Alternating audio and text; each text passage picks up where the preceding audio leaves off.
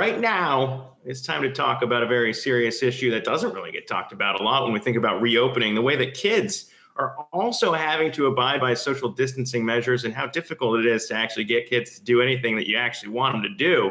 And right now, a professor of psychology is introducing a video game to make sure that kids abide by social distancing, to make sure that we don't spread more coronavirus cases. And he joins us now for more on the endeavor. Richard Wiseman, professor of psychology at the University of Hertfordshire, joins us right now. And Professor, it's a very important issue, especially when we think about schools reopening here. So how hard is it to actually develop a game to get kids to do this? And what are the results you're seeing so far?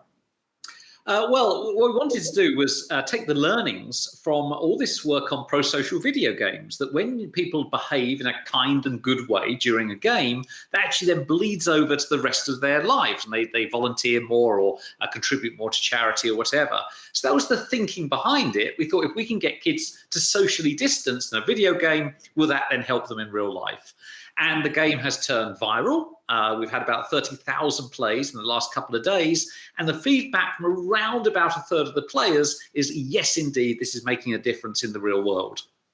Yeah, and I mean, obviously that's important, but also when you think about how you get people to even discover or play your game, I mean, what are you relying on out there? Is it word of mouth?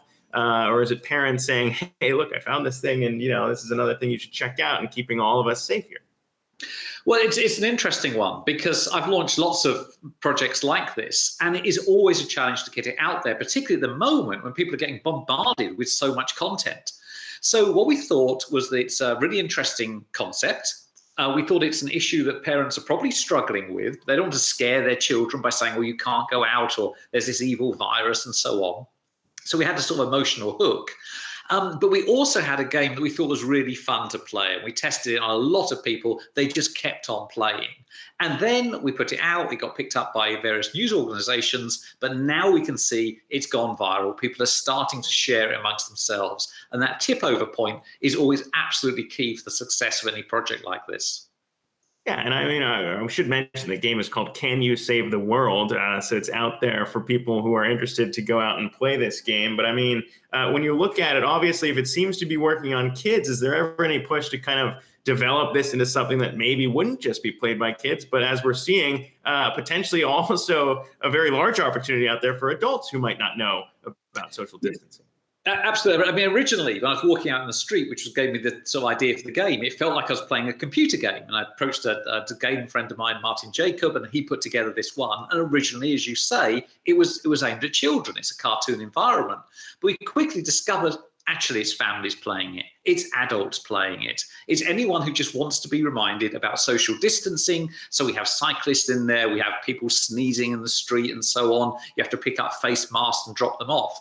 So we created this platform really quickly, and I think that's another key to its success. The whole thing was done in about 2 weeks, where it would normally be about 2 months. And we have it now on a desktop and a laptop platform.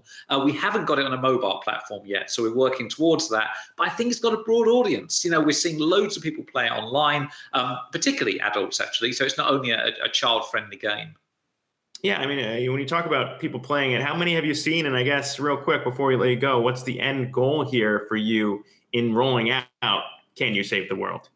Well, as I say, about 30,000 players in the last couple of days. And for me, the end game is just to get that important message out there in a fun, non-scary way, and to engage people with the science. And hopefully not to save the world, but to make it a little bit of a better place.